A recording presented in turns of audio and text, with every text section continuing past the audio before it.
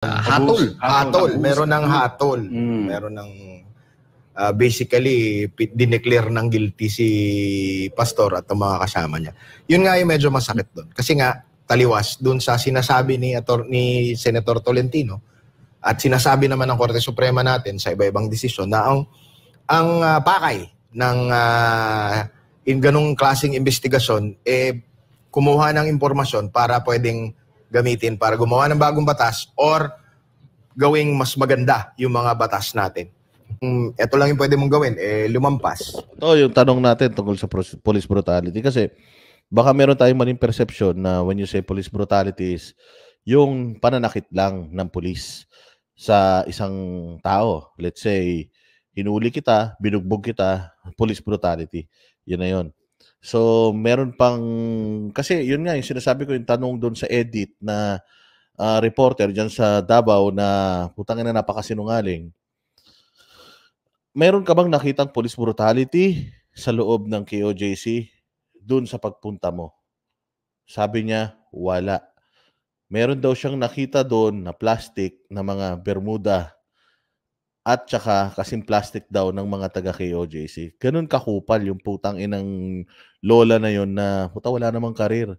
Kaya nga hanggang dyan ka lang sa probinsya naging reporter dahil puta hindi mo kaya yung national.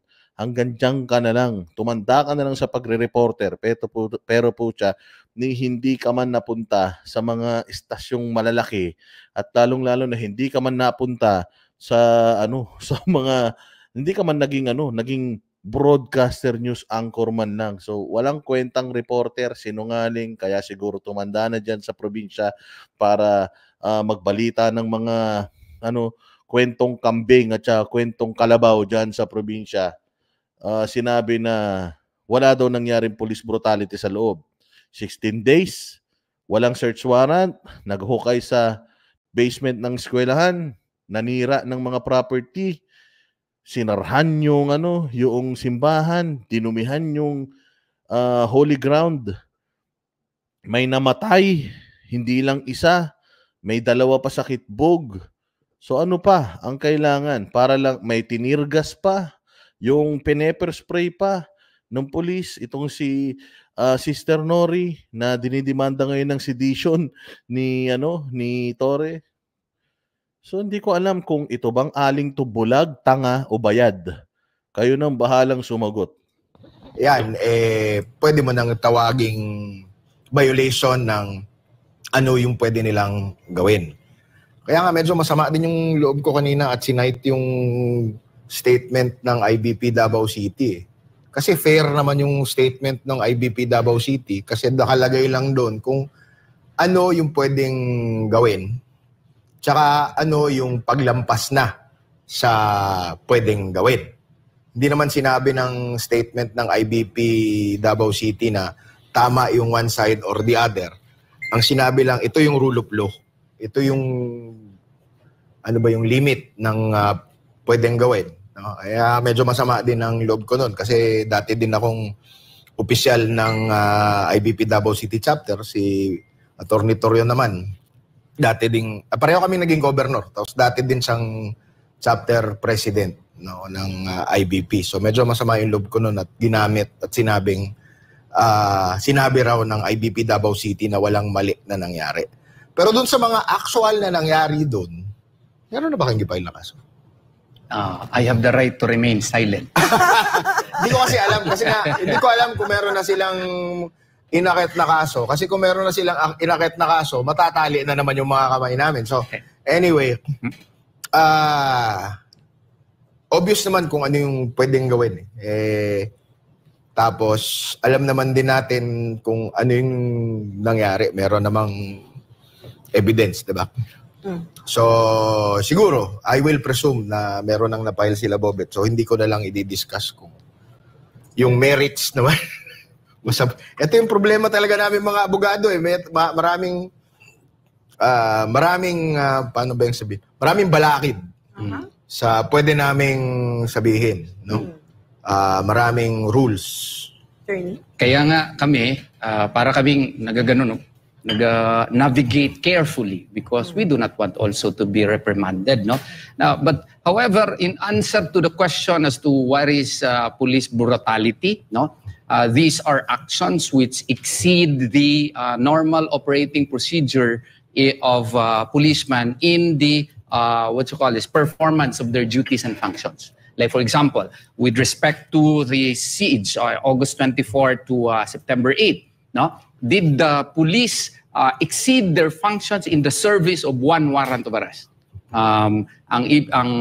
Pwede ba yun? Na ginawa na nila, no? They used a single warrant of arrest which they showed to me as a license to convert the KOJC into a police garrison, into their instant boarding house, in converting the cathedral into the advanced command post, in using as a legal subterfuge a mere warrant of arrest, in staying in a school, and not only that, in excavating therein and tunneling therein for whatever purpose it may serve them. No, I say that was a perfect example of police brutality. No, and you know, you should commend my good friend General Torre. Why? Your very good friend. My very good friend. No, I have nothing personal against him. No, why? Should we commend him? Because he will be the subject of many lectures in the future of many law professors as to how not to become like him. Yes, that's true. That's my honest opinion on the matter. No, because this is the only instance where a warrant. Nakakahiya, no? Na magiging kang subject, topic ng mga law schools of how not to be like you. Yung iba, how to be you. May ganun di ba?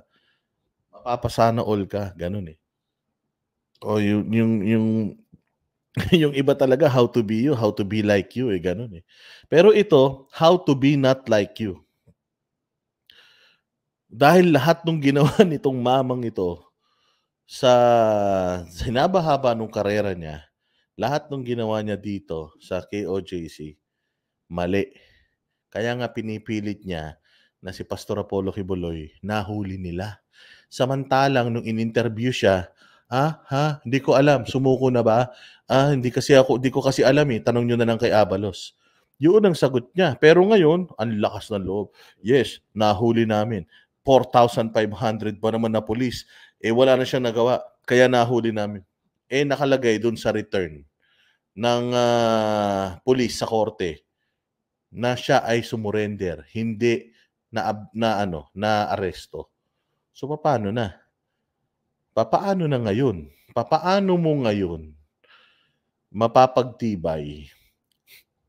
Or paano mo ngayon lulusutan lahat ng mga ikinakaso at ikakaso sa'yo ng KOJC? Good luck. Warrant of arrest has been made more powerful than a search warrant and more powerful than any edicts or orders from a court because he practically lived there with 4,500 policemen, according to him, in the Senate investigation, and he made it his own house already, where his men were sleeping already in the lawn, and he prevented the members in praying in the cathedral.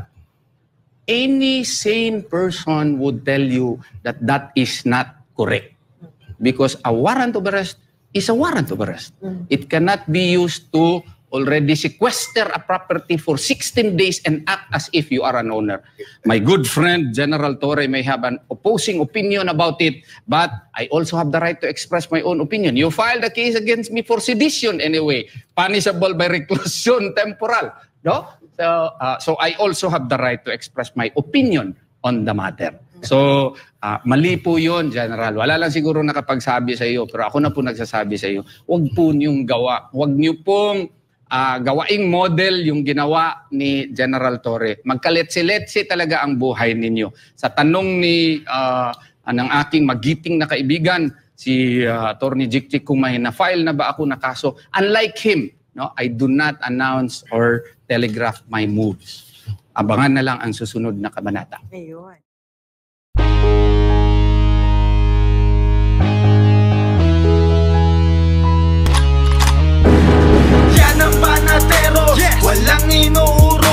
Pag tama palakpakan, pag mali ay babanatan.